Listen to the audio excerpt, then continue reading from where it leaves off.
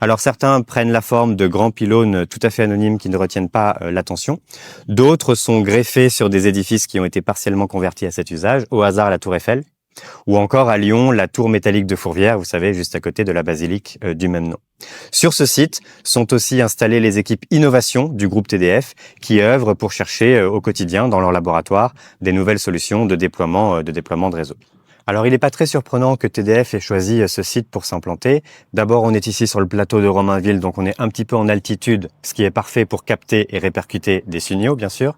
Et d'autre part, la tour est située dans l'enceinte du fort de Romainville, ce qui en fait un domaine militaire dont l'accès est tout à fait sécurisé. Ça laisse irrésolu ce qui était ma seconde question de tout à l'heure. Pourquoi est-ce qu'on l'appelle la tour de Romainville alors qu'elle est située au Lilas? Eh bien, je vous ai dit qu'elle était dans l'enceinte du fort de Romainville. Et quand ce fort a été édifié dans les années 1840, il était bel et bien situé sur la commune de Romainville.